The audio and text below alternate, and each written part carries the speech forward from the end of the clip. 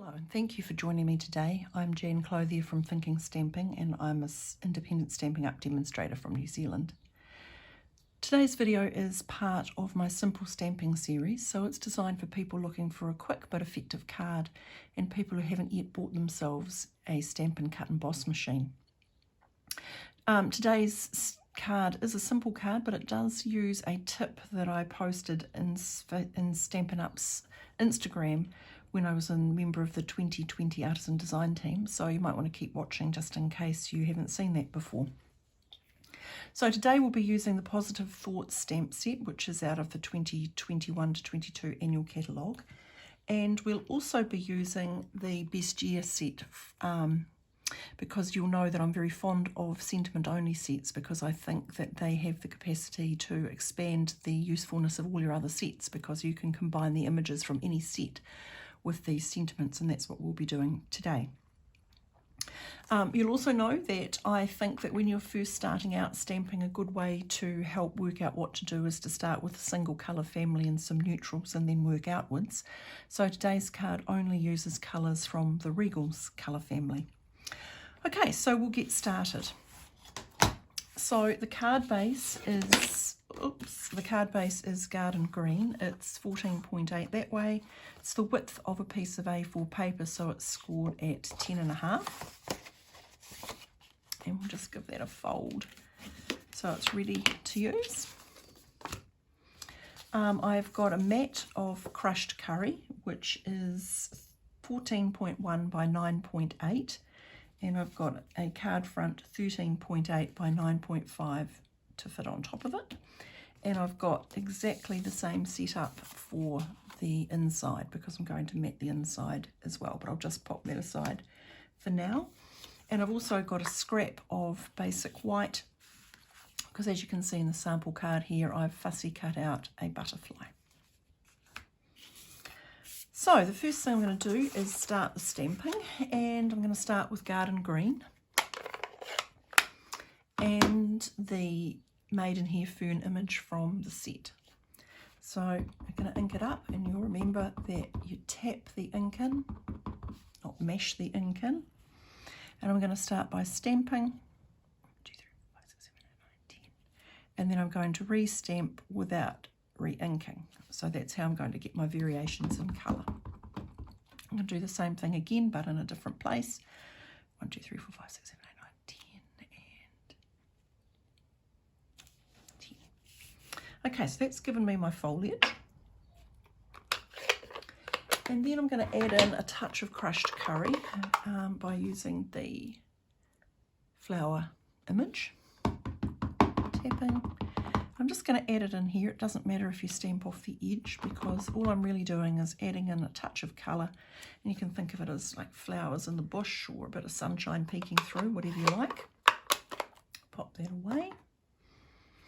Now, while that's doing its thing, what we're going to do is we're going to take this scrap of paper, Rich Razzleberry, which is another colour from the Regals family, the butterfly image, and we're just going to stamp it. Whoops. And the other thing we're going to do with that is we are going to give it a little bit of glitz and glamour by adding in some Wink of Stella. Now the Wink of Stella pen is a really good way to add a bit of glamour and to any stamped image. It's a nice cost-effective way of building up your craft supply. So it's just a little glitter pen and you just paint it on, and you can see that as I'm painting it on to this image and the ink is still a little bit wet, that it has the effect of just giving like a watercolour wash to that stamped image. I don't know whether you can see or not on the video, but there is actually a little layer of glitter there. And then what I did was I fussy cut it, but rather than making you watch me do that, there's one that I've already cut out ready to use. Now what I'm going to do is I'm going to show you my little trick for jazzing this card up. So you need a piece of card. It can be any colour because it's not going to be part of your finished project. And I've cut that at 8.5 by 12.8. So it's 1 centimetre less than my card front. And I'm just going to position that so that there's a nice even sized frame all around it. Then I'm going to take a blending brush, and I'm convinced that blending brushes are quickly becoming an essential part of every craft room because there's so many things you can do with them and they don't cost you very much. So I'm starting with Old Olive, which is another green from the Regals family. I'm going to hold that firmly because I don't want it to move. And I'm just going to start sponging across the corner in a triangular way. And I'm just going to extend beyond the stamping. I just want to lay down a lighter green colour. I don't want to go all the way to the opposite corner. Okay, then I'm going to do exactly the same thing down here on this corner where I'm going to be stamping the sentiment shortly.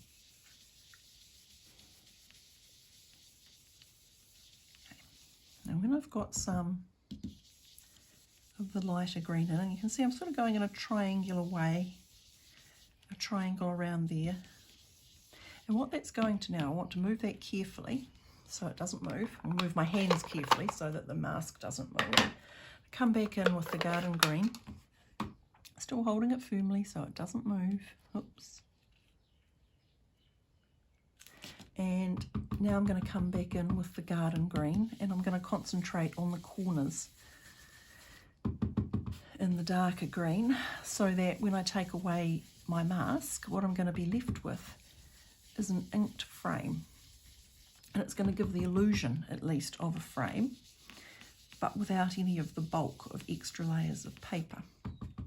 I'm just going to concentrate a bit more on the corner, but sort of blending into the light up green that I put in first of all.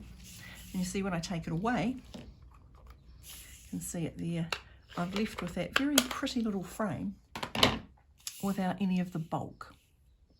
So just pop that aside. What I'm going to do now is put in the sentiment. Now I've used from Best Year, one of my favourite parts of Best Year, which is this Happy Birthday to You.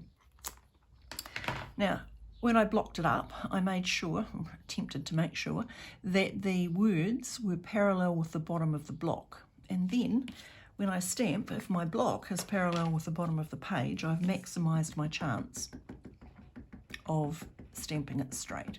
Of course, when you're stamping directly to paper, there's always the risk it might go wrong. So I'm going to have a little practice. Yep. So let's just see if I can do the same thing in real life.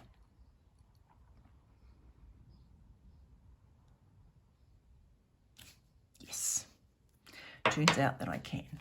Okay, so now really all we've got to do is assemble. So it's pretty straightforward. I'm going to get my glue, because you know I'm a glue girl. But if you do not like glue, if you prefer to use tape runner or double-sided tape or whatever, then that's what you should use. But I like the fact that when you're using glue, as long as you don't over glue it, you've got a little bit of time to just straighten things up if they're a bit crooked. And I'm just going to give it a nice smooth edge with my bone folder, and then I can attach this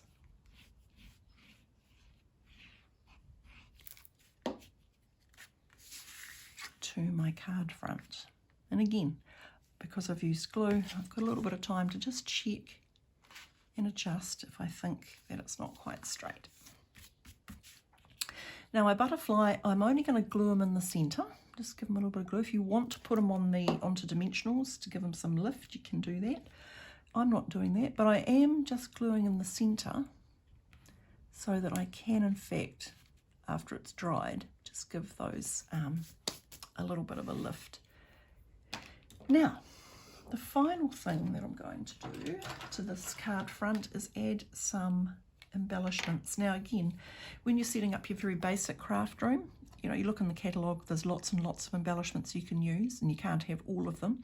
So a really good place to start is the Rhinestone Basic Jewels, because firstly they come in a variety of sizes, and that's always helpful. But secondly, they go with everything, just like, you know, diamonds, they go with everything. So we'll just add a couple to the thorax of that butterfly. And there we have it. But of course, to finish off, I do need to do something to the inside, because I do like to embellish my inside. I think it just finishes the card off nicely. So I'm pretty much going to do a mini repeat of what I did on the front. So I'm going to do some foliage up in the corner, but perhaps not quite as much.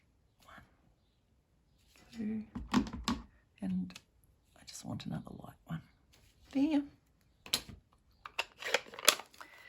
And I think I will add in a little bit of the crushed curry, so we'll have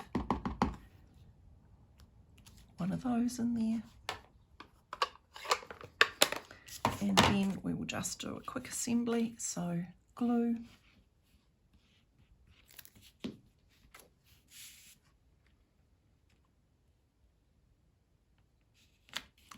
And I did deliberately cut this mat so that it was a narrow border, which is why the dimensions were a bit odd, of 14.1 by 9.8.